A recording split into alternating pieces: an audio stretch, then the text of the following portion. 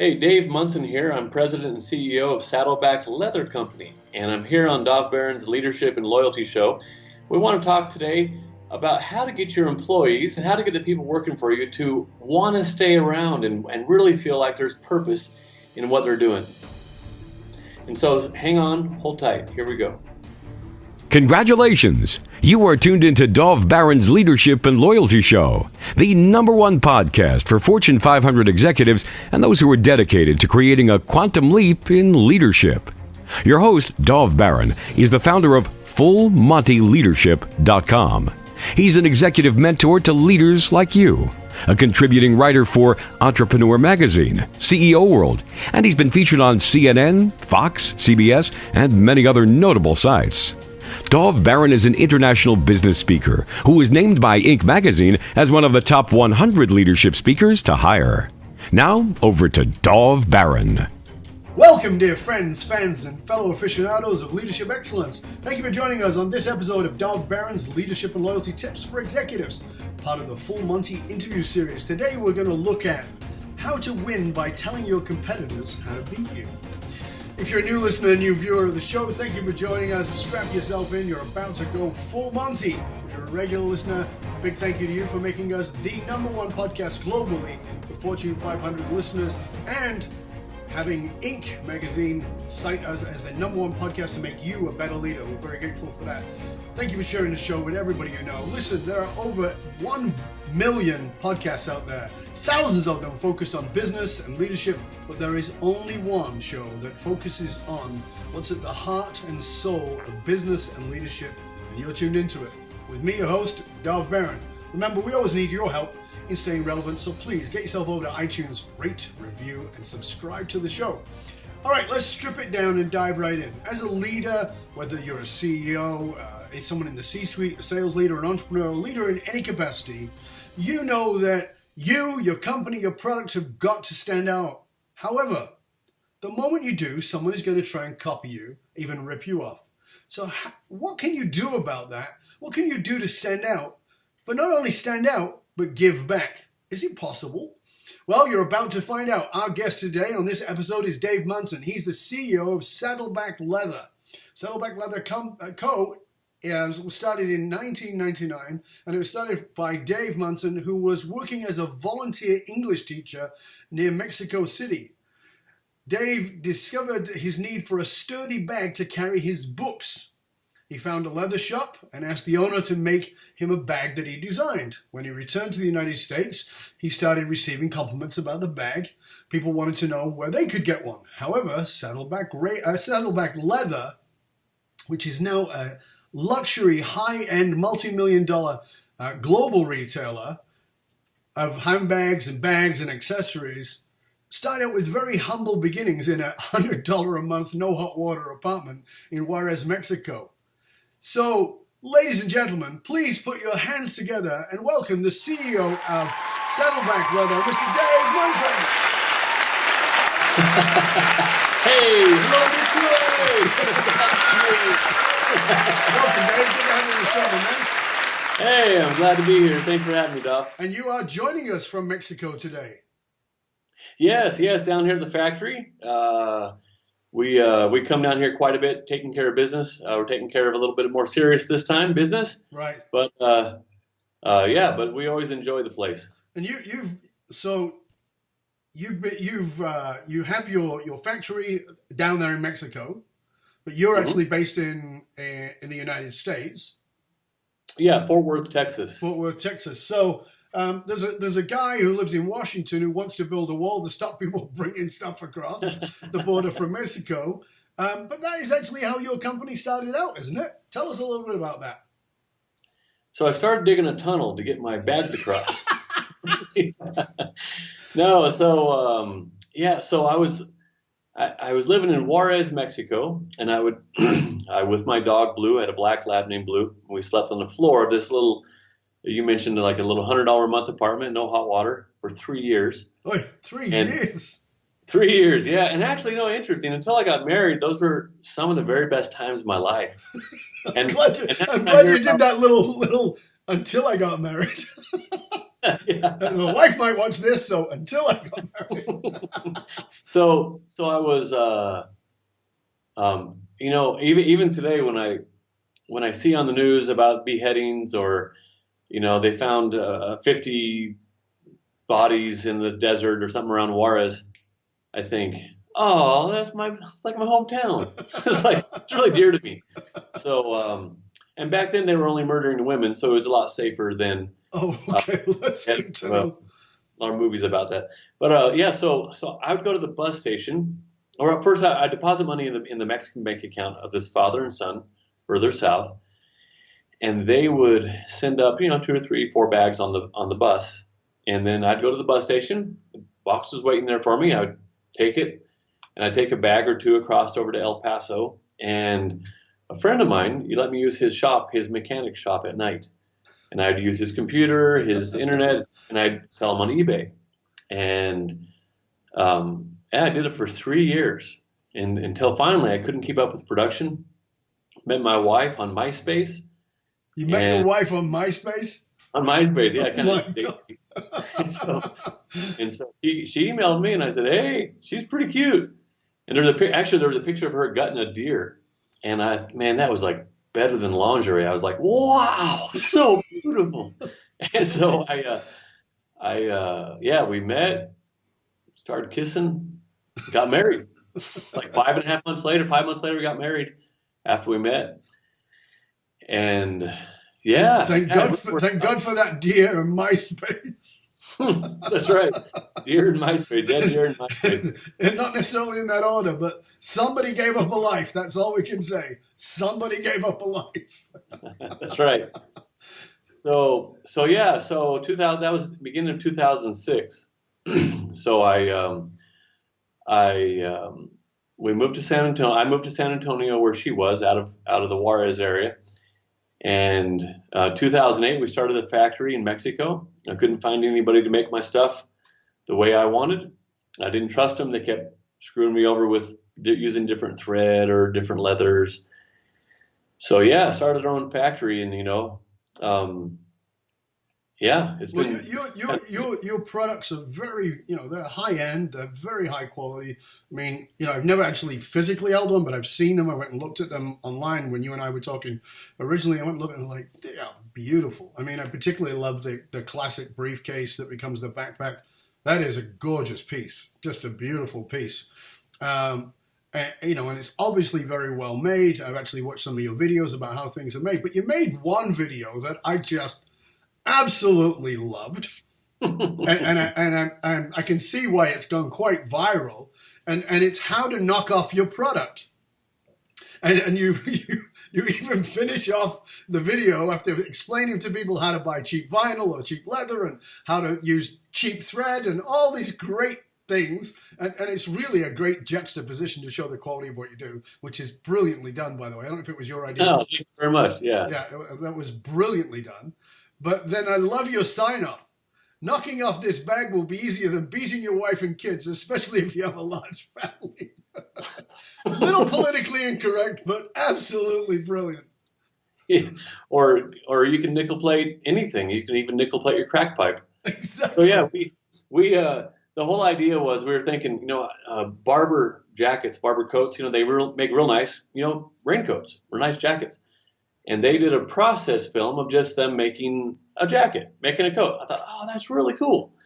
And hey, we need to do a process film, but theirs was really boring. And so we thought, well, how do we do it? What would be the angle to do it from? Yeah, let's talk to the knocker offers about how they can do it cheap. But we do it like this, but you don't need to do that. Why don't you do it like this? And we explained leather and hardware and thread and everything, and it really worked out. That was a great. I was expecting maybe 10,000 views, 12,000 views on it. We just kept doing video after video after video, and then that one, man, knocked us on our butts. It was really cool. Well, also, I mean, the beautiful dry humor that you throw in there, like I said about better than cheap, easier than beating your wife or nickel plating your crack pipe and all these great one-liners. And of course, you deadpan the whole thing. It's fabulous. I really liked it. Actually, go on. we had to take out a lot. We made it. It would have been really like, I think I would have gone to jail possibly if we'd have kept in half the stuff. But yeah, that one really paid off, and it's still, I get people write in saying, "Hey, I just watched that video. I showed it to my whole company, and I told them about why don't we educate people like this." And yeah, it's a constant. People love to be educated, and they love someone with a set of balls. Well, I think that, it's very interesting because I actually train speakers, train leaders to be speakers. And one of the things I say is that if you're going to share knowledge and information, nobody gives a crap because I can get any information I want. Now, information is a wellspring. It's anywhere, everywhere. Just go on Google. However, to share information, to educate people in a way that's entertaining, that's the key. And that's what you did. You educated beautifully. But you did it in a way that made me smile and kept me engaged. Like, if somebody said to me, watch this video, it's how to make a bag, I'd be like, yeah, that's going to happen. I'm going to watch that video. Not in a million years. Even though I love good-made stuff, there's no way I'm going to watch that video. Why do I give a crap? But watching it, it was like I was pulled through every part of it because it was entertaining, and I learned a ton in the process. So it was brilliantly done, and full round of applause. Very well done. Thank you very much. I appreciate the kind words. It was a lot of fun to make. Now, part of one of the videos on there was the Australian crocodile test of your bag. Oh, yeah. Tell us a little bit how that came about. So we're in Australia. We wanted to go dive the Great Barrier Reef, and meanwhile, while we were there, I went to a crocodile farm, and I was looking for pictures. I wanted a picture with a crocodile in the background, just sort of real close up, And I met one of the guides there, and I said, "Hey, here's what I'm looking for. Could you help me out?" He goes, "Yeah, come with me. And so we got on this little boat, went behind this little island area, and there was a crocodile swimming. And I said, "Can we get him to bite it?" And he goes, "Yeah, let's see what we can do." So we strapped it onto this pole and started tapping into the water, and that was fantastic. And talk about adrenaline in your system. Oh, I'll bet. That was fantastic. In fact, that was 2006. And so that's one of the things that, back then YouTube had started in like late 2005, I think. Right. And no one really knew about it too much, but it was for the first time you could put videos online. Mm. And so really, unless you were a professional company. And so we did that one, and we did this one that had a video, shark diving in Bora Bora on our honeymoon.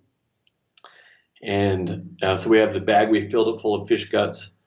And so these sharks were swimming around it. We have seriously, all these great videos, and people were going, dang, this company must be a significant company. Sure. It's just me and Blue. And at that time, then my wife, Yeah. But it was just, they're like, oh man, pictures all over the world, and Budapest and Prague, and I like taking pictures. Man, this company, they do photo shoots all over the world. They must be a legitimate, trustworthy company. It really, really worked out pretty well. That's amazing. That's fantastic. It was cool. Now, let's go a little bit back into your creation story of the company, because what I talked about was you were working as a volunteer English teacher in Mexico, and you needed the bag to carry your books. Why were you volunteering in Mexico to teach English in Juarez, Mexico, as you said, where people often show up without their head? Yeah. So I always worked with youth. I loved working with youth, and so I thought, if I spoke in Spanish, well, that would help me out. I was 28 at the time. I thought I studied Spanish, but I couldn't speak Spanish. So I thought, this would be a great opportunity. Someone asked me, my old youth pastor from church asked me if I would go and teach. And since the graduate school wouldn't let me in, they said that a 2.29 wasn't good enough GPA. Really? And I told them, I said, I didn't even have to study, and I got a 2.29. Imagine if I studied. And so they wouldn't let me in. So, and at the same time, I got in a back door, and then this guy Brett, he said, "Hey, could you come teach English? We really need someone to teach English for a year." So I thought, you know what? I love kids, love helping. So I actually raised support to go down there and live. And different family members and family friends and stuff, gave me $50 a month to let me live down there. And I just volunteered. That is beautiful. Now, I know that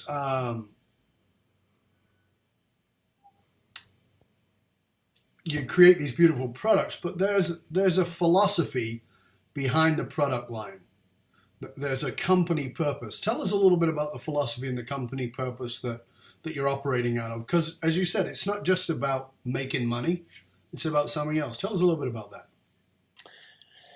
So, yeah, you get companies who they're starting to get successful. They go, hey, we need to sell more. So, and there are different types. So they go, hey, let's advertise. I got a friend whose company did a rainforest thing. And they said, hey, for every time you stay in this place, in this room, we'll plant a tree, in your name somewhere in Brazil or Ecuador or somewhere like that. Right. And he said it was a disaster because people knew that they didn't care about the rainforest. They cared about making money. Mm-hmm. And now, if they were doing this, if they said, since I was a kid, I've been taking trips to the rainforest and planting trees because that's my passion, it's what I love. And so we're going to continue on a bigger scale here. So if you stay here in this room or hey, my wife and I go down, we're the general managers here. We go down to Brazil or Ecuador, we plant trees for a summer, and our kids, we take our kids. Then, that's where their heart is. Sure. It's not just a PR exercise. Right. So people do it for PR, or accounting says, hey, we need to have some tax deductions. And so, or the marketing team says, hey, listen, you're really looking like an arse. And so we need some good PR for you. We need to sell more. So, do this. We want to suggest a rainforest. Yeah, that's a good one. So really, people don't care about what you say you care about. They care about what they see that you care about. Absolutely.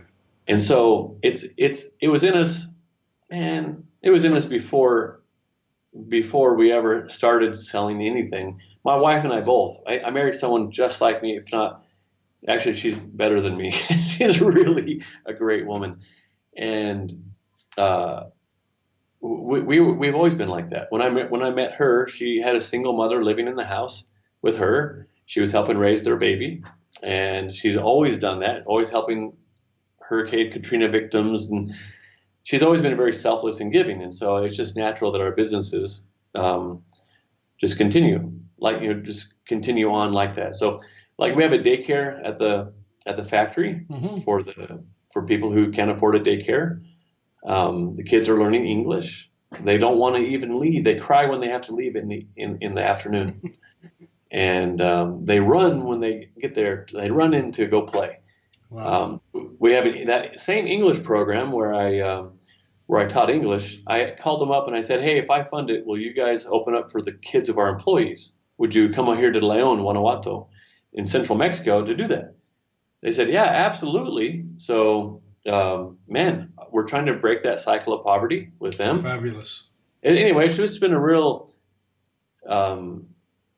it's been really a cool deal. So, and one of the things too, like we come from the Protestant brand of religion, and it's very Catholic here. And right, so, of course, yeah. Yeah, super Catholic. Yeah, exactly. Yeah.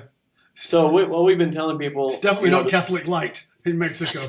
Catholic light, no Lutherans here. It's all like Catholic. And so we've been telling people, we don't care if you stay Catholic, or you can even stay Baptist, or you can stay Presbyterian, whatever the brand of the building you go to, we don't care. No. But when you come into like more of a personal, just a friendship with God, or you get a little closer to Him, He'll fill your life with peace, and He'll fill your life with joy, which is what so many people are looking for. Mm-hmm. But we don't care. You can stay whatever brand you want. We just want to get people to be thinking more about about So about God. part of your purpose and your philosophy is to return people to a spiritual connection, whatever that may be for them. Yes, Right. to be thinking about that. And a lot of people, one guy with the daycare, he said to me, he told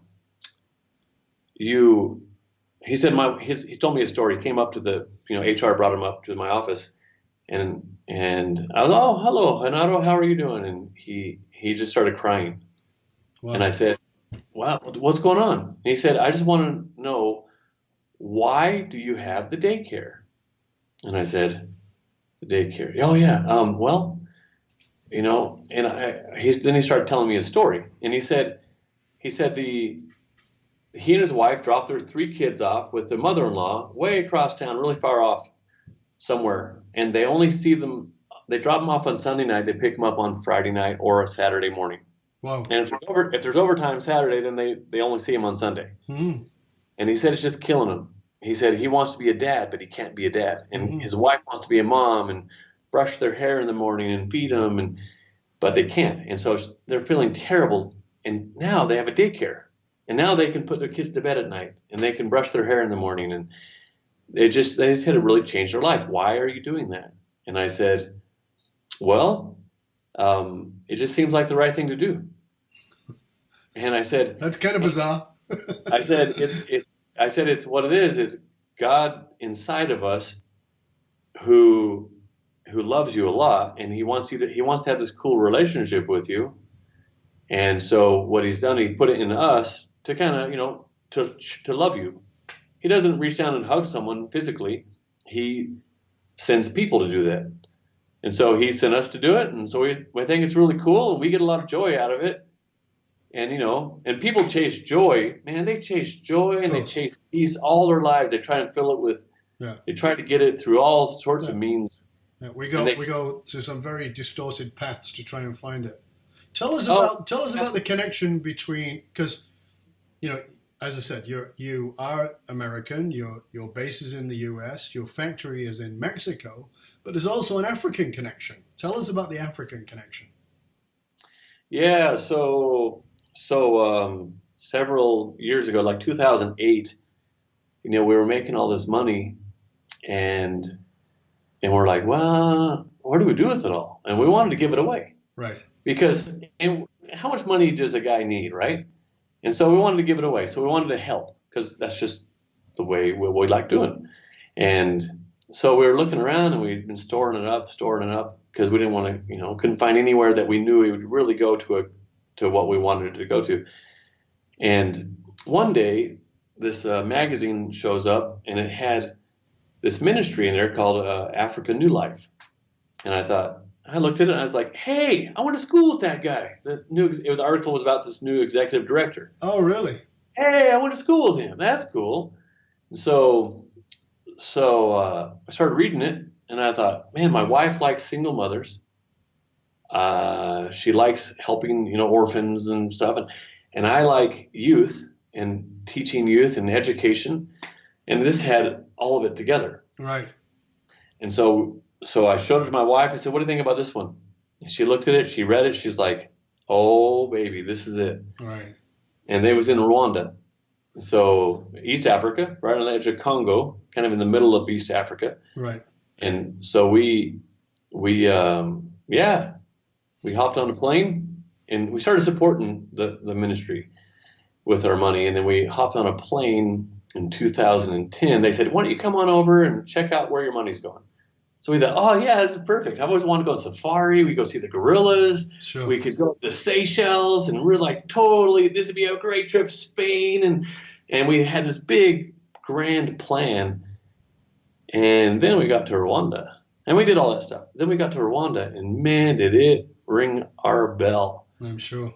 Oh my gosh. And quite the reality check. Quite the reality check. Starving children all around us. If everything doesn't go right with these kids, they'll die. Yeah. And here, I used to build houses in Juarez, Ciudad Juarez, right across from El Paso. Yeah. And I used to take youth groups in, but the kids there are real poor, cardboard shacks and stuff. But the kids are all chubby. And so these kids are not. So we were, they're eating out of the dump and this feeding program, and man, it just ruined us. It was fantastic. Best part of the trip. Wow. And, Now you have a philosophy around surround yourself with wise people. Tell us what you mean by that and how that plays into your leadership. yeah, the person who says, "Back off! Don't you think I know what I'm doing? Hey, why would I pay someone to tell me something that I already know?" That sort of thing. Those guys, that's just pride. Yeah. And they'll end up being removed from their position. The ones who say, "Hey, I could really use some help around here. Does anyone know how to do this? Mm-hmm. Does anyone know how to do that?" That's a humble person, but everyone likes working with a humble person. Right. And people like to help. Mm-hmm. And so you say, "Hey, I could really use some help. Could someone help me?" And someone who's really good at that area, who's usually, way better than me, they go, "Yeah, I could help. I have a lot of experience in that." And I go, "Man, really? You could help me? Hey, I really appreciate it." Now that's interesting because now you're this global retail, etc. But there's a point where not you, but any entrepreneur starts out, business is small, that gets to a place where there's enough growth, but we say this a lot in our consulting work. And I work, as you know, I work with leaders around the world, and we go into companies, and very often a company will get to X amount of millions, and then they realize that there's a block. And the block is very often the owner, founder, CEO, the person who's at the top is actually the bottleneck. And there is that resistance you just talked about, which is, I need help, but if I admit it, that's going to be a lot of ego in the way. How am I going to get the help? And so they stifle their own company. Did you hit that wall? Did you realize you needed to have somebody come in? And if you did you have some resistance to it, or were you open right from the start around it? No, at first, I didn't realize I needed the help. And then my wife started going, "Hey, seriously, you're going to do all this yourself?" And I wasn't really doing anything well, except I liked the marketing. That was my little forte. It's fun for me. And so my wife, she started asking around some successful people that she knew, and we found a guy who ended up being I don't know if I can legally talk about that, but ended up showing me that I needed to delegate. Mm-hmm. And started delegating. And the whole idea of delegation was just like a whole new thing for me, completely. I was like, "How do you spell that?" But did you have resistance to letting somebody help you initially?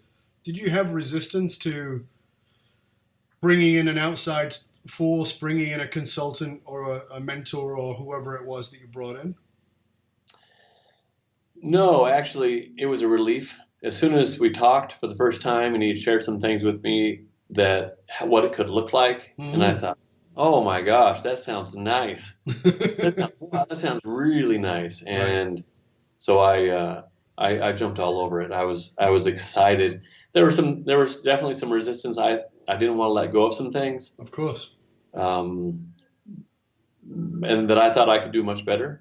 Yeah. And I could. And I said it's very important for customer service that people feel very valued here. Yes. So I don't want to put a time limit on it. I don't want to give them just a spam email back saying, "Thank you for your contacting us. We'll get back to you as soon as possible." There were certain things I insisted on, and I had to fight against that because he didn't understand marketing or customer service, but he understood, other areas. And so I did have to fight for some things. Tell us about taking it to that next level. What was the next level for you? How did you know that you were ready to go there? Because as I said, when we bring in consultants, there's a little bit of resistance, particularly going to that next level. How did you know you were ready to go to that next level? Because my marriage was becoming difficult. Right. And I was working all hours of the day. And it was just too much. We couldn't keep up with, bookkeeping was a disaster. Right. Production was a disaster. Everything was a disaster. Customer service people were complaining, when are you ever going to get back to me? What do I do with this bag? There was a defect. Where's my bag? And I would send people, the same bag. I would send the same one person 2 bags, and I wouldn't send. I was so disorganized. I just said, I really need help in this, and I didn't know where to turn or what to do. Man. And so, I still do it. We've decided that we'll be a wise company. I've decided this will be a wise company. Wise companies they raise their hand and say they say I need help. Right. That's what wise companies do. Well, that's very good. And here's the thing too. This helps. I read this the other day that most people don't need to be taught as much as they need to be reminded. Mm-hmm. That's true. Yeah. And so these guys, I'm sure you deal with this all the time. People go, yeah, I know. When you're coaching them, fatal words. I know. Well, first of all, the whole I know, that's pride. Of course. And so if they go, oh, that's, yeah, I remember reading about that one time. I'm so glad you reminded me. Mm-hmm. So your job is basically to remind people. Yeah. You got to teach them also, but remind them the things they've read, things they've listened to. So I'm constantly needing reminders. Yeah. And so are my people. And so instead of trying to figure it out, spend 6 months trying to figure it out, costing or pricing methods or different things. Let's bring in someone who's an expert. They've done it 1,000 times before, and they're done in a week. Yeah, and people go, oh, well, I'm going to pay $20,000 to bring this person in to do this, and I go, what would it cost you not to? It's like that old analogy. Well, what if we train our people and they leave? And the analogy is, well, what if you don't train them and they stay?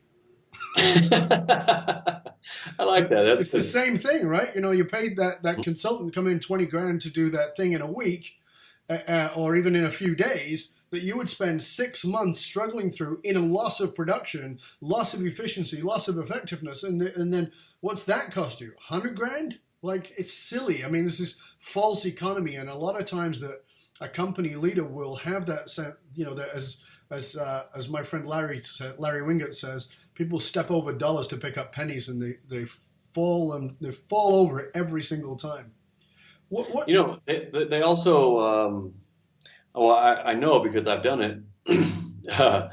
They'll get caught in bureaucracy, mm-hmm. but they can't see it because they're too close to it. Of course, which slows down throughput. They can't get things out the door. They can't get processes or products or anything out because it's so bureaucratic. But they haven't.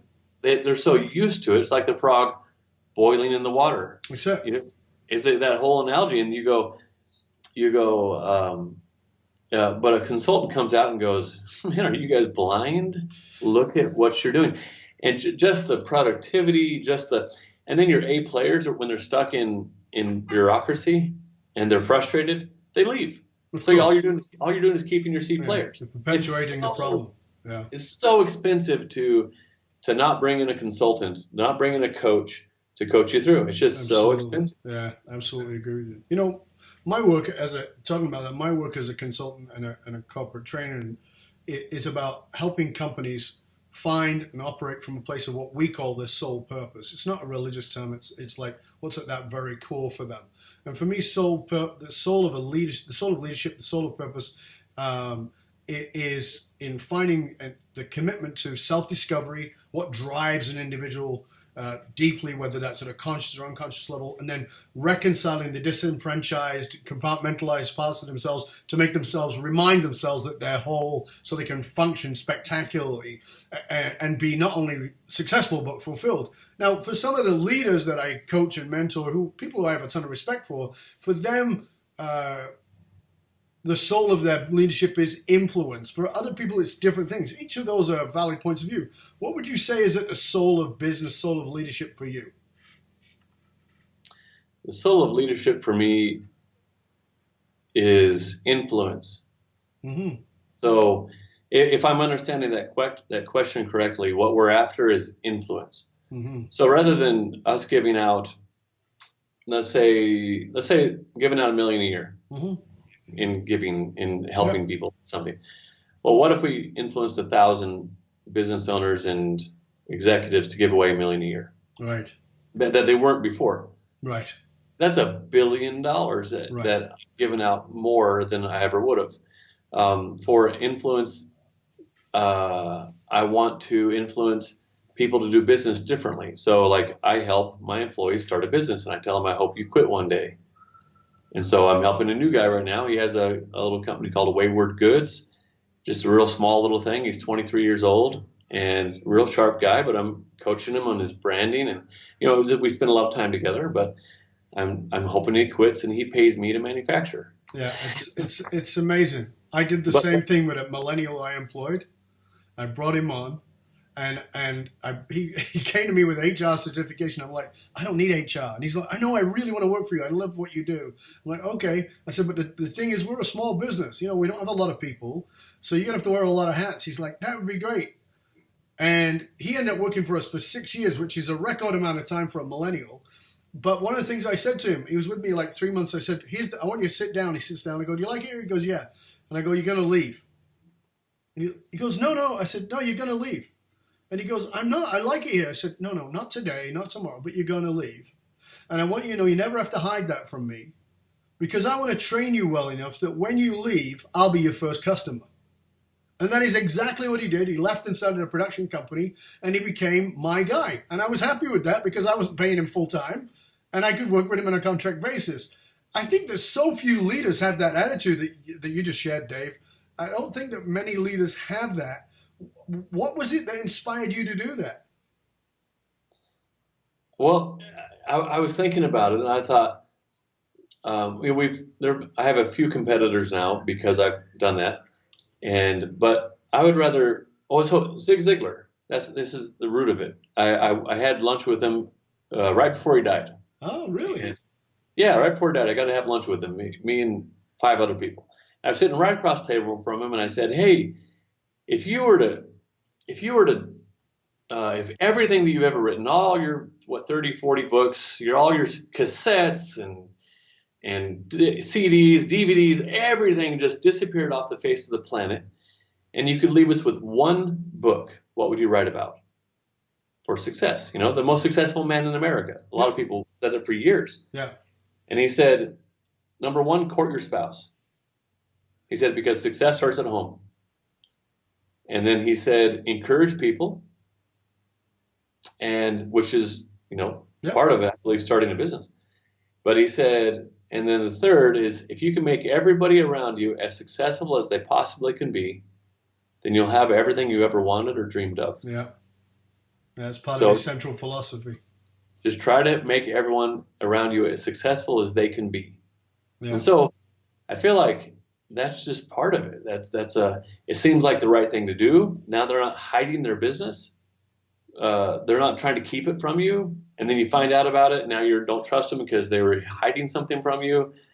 Then you have, I feel like they'll be more transparent about things, but also they won't feel trapped. So if you do hire an entrepreneurial person, which generally most people are in some sense, by the way, if you're lacking conversation sometime with someone and you just can't talk, so I can't imagine, Bob, I can't imagine that with you. But ask them, have you ever thought of starting a business, your own business? That's, man, next hour and a half, they're talking. Yeah, like your ear off. Yeah, veins sticking out of their neck. They're like really into it. Yeah, that's very true. So everyone's thinking about starting a business, but now you say, hey, if you want to start a business, I can help you. Mm-hmm. But here's the thing, most people don't. Right, that's true. But they'll have the freedom. It's kind of like someone on house arrest. If they're on house arrest, they can't leave the perimeter of the property, right? They have this ankle thing, and so I've heard. And so, not that you have any personal experience, but you know that. Not that I have personal experience with that. And but there's nothing they yearn for more than to leave the perimeter, and they think about it all the time. Of course. The same person, if he may if he may order his groceries in. Yeah, may barely go outside anyway. May barely go outside anyway, but he doesn't yearn for it because he can have it.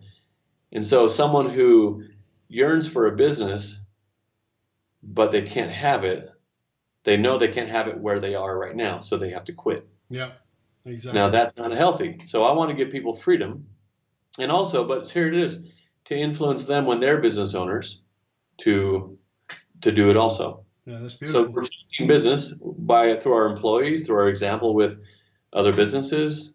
One of the guys the other day, I post every once in a while on Valentine's Day. I'll say, "Hey, you guys, send an email out. It's coming up on Valentine's Day. You should really buy something for your lover. But before you buy anything from me, why don't you buy this book? That's a marriage book. It's called Love and Respect, and it's just changed our marriage. We were going to go through marriage counseling, and because we were fighting all the time, and it really changed my marriage, and I think it changed yours too. Man, they loved. Or why don't you sponsor a kid before you buy a Christmas present from us? Right. Just get your family together and sponsor a kid through Africa New Life. And they go, oh my gosh, do I love this company? Yeah. But one of my employees the other day, I saw his newsletter last Christmas. He's like, hey, why don't you buy some of my things? But before you do, why don't you consider sponsoring a kid through Africa New Life? I thought, yes, it worked. Right. He sent out to 60, 70,000 people a newsletter trying to get people to sponsor a kid. That's fantastic. Yeah. We were talking about earlier about surrounding yourself with wise people, because, and this is one of the things I'm always very keen on getting people to realize, is that this concept of the self-made man, the self-made woman, is absolute ludicrous nonsense, and that we all need help. But in order to recognize that, very often we have to recognize where there's a challenge.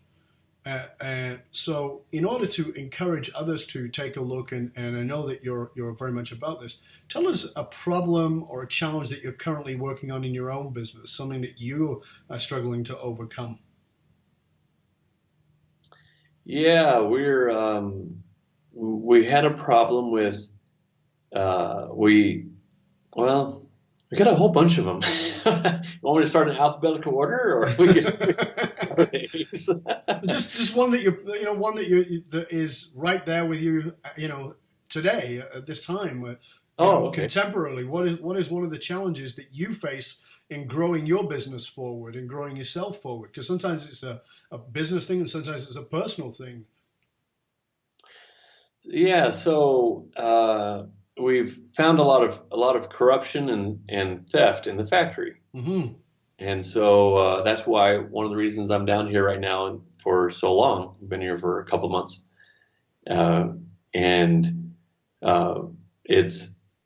It's setting up controls in place so that, controls that keep honest people honest. Mm-hmm. And a lot of good-hearted, honest people, if there are no controls, they'll start taking things. Right. And then once someone else sees them taking things or doing deceptive things, they feel like, okay, I'm kind of stuck in it now. May as well just, keep going. So they get a flat tire, and then they'll get out and slash the other 3 tires over a period of just because, change the tire, just ask for forgiveness, tell them what you did, that sort of thing. Right. But because we didn't have controls, and we still don't have as many as we need, it's been trusting people too much. No, I'm a nice guy. We're doing nice things for the people, and they love us. And it was not even, they weren't even Mexicans. They were foreigners. Right. And so it's putting controls in place is a pretty big deal so that they can't steal, and so they don't even want to steal, so they don't even go down that path. It's putting a fence up so they can't even consider it. But for one thing that now I'm looking through the rest of the business going, where else are we having theft? Right.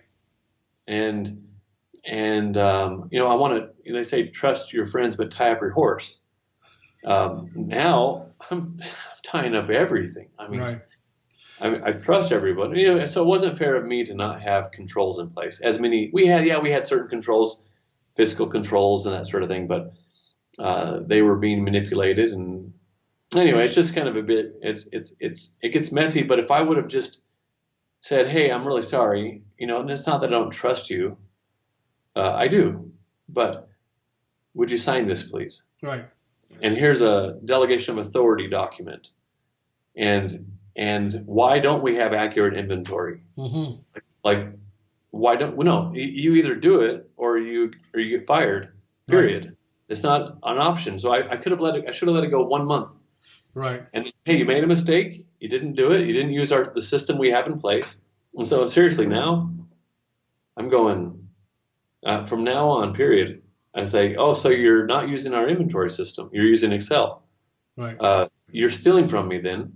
I'm just assuming you're stealing from me. Right. And so you'll be fired if you don't have that fixed. Right. Done.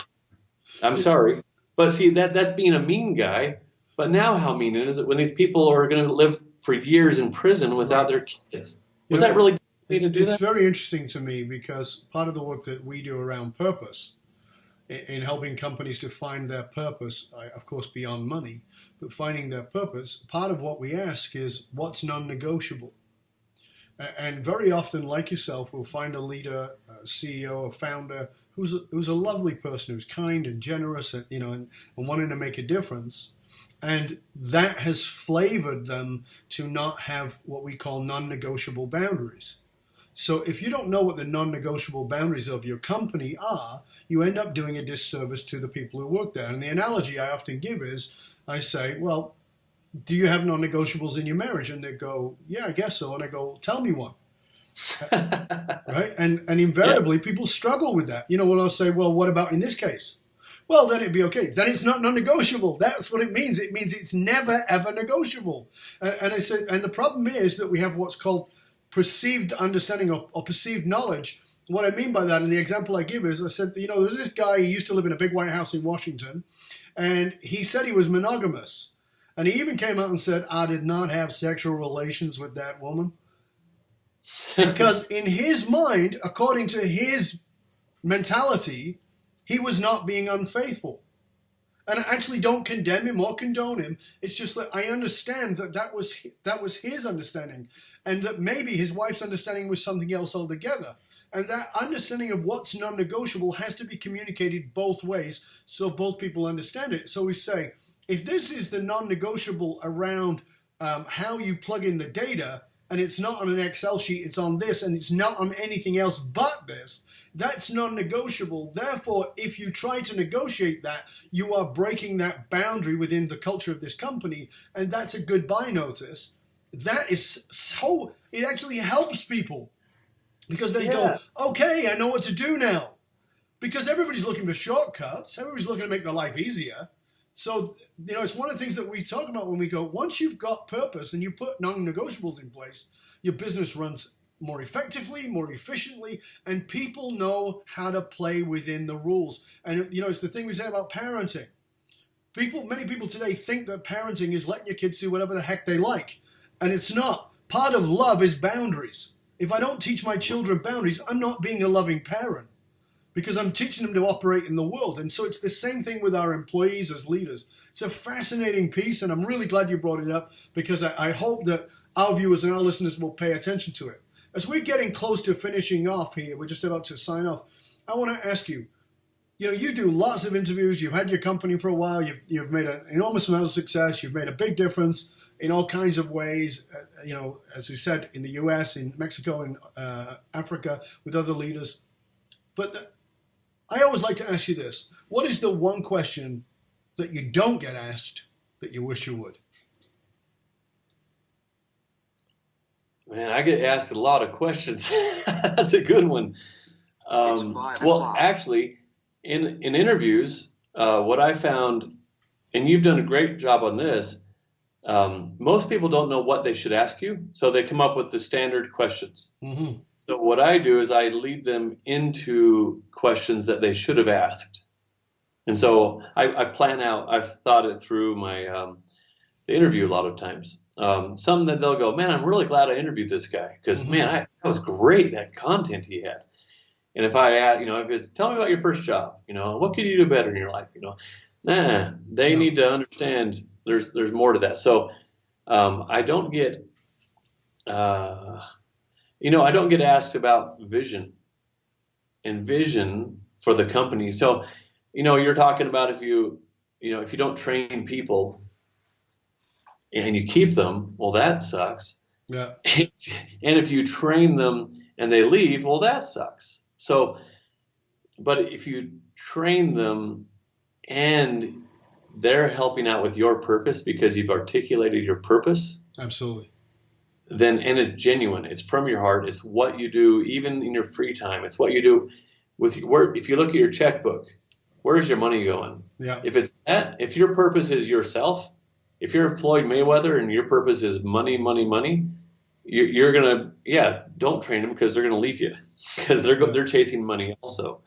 I like the way Richard Branson said it. Train your people so well that they could leave you, but treat them so well that they won't. There you go. That's a great way to put it. So I want to say, Dave, it's been a pleasure having you on the show. Thank you so much for everything you've shared. It's been great. We've had a great chat here, and I really hope that you've enjoyed it. We've certainly enjoyed having you here.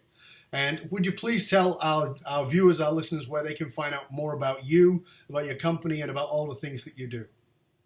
Yeah, so we're at saddlebackleather.com. So like the saddle on a horse's back, Saddleback Leather. And I'm Dave at Saddleback Leather if you want to send me an email. Fabulous. I'm pretty wide open there. I won't give you my cell phone number, but how about there? We'll stop with the email address. Okay, that's great. So again, check out Dave, check out Saddleback Leather by going to saddlebackleather.com. We will post that, of course, in the show notes about the show, saddlebackleather.com, and it's Dave at saddlebackleather.com if you want to write to Dave and tell him about what you got out of the show, what you enjoyed about the show, and what you've learned from Dave. We really appreciate that. I want to thank Dave for joining us today. It's been great having you here, my friend. I appreciate it. It's been a joy and a pleasure, and I always encourage people to listen back to the show a couple of times because you're always going to get more out of it the next time. And remember, the research consistently shows that one of the biggest challenges facing the most successful companies can be somewhat counterintuitive in that these fast-growing companies hit a point where they realize that they're spending an absolute fortune attracting, training, and developing talent, but they also are losing them at an incredibly high volume. So if you're sick of investing in training and developing your talent, only to have them leave before you have your return on investment, then come and talk to us at fullmontyleadership.com, where we provide the essential leadership skills to get you back to your purpose, to rekindle, and amplify your hidden loyalty assets inside of your organization. We can reduce your employee turnover rate by as much as 60% in as little as 120 days, and thus evaporate those horrendous costs. FullMontyLeadership.com, providing you the concrete leadership skills you need for you and your organization to get to the top and stay there. Why? Well, because you can't outsource authenticity.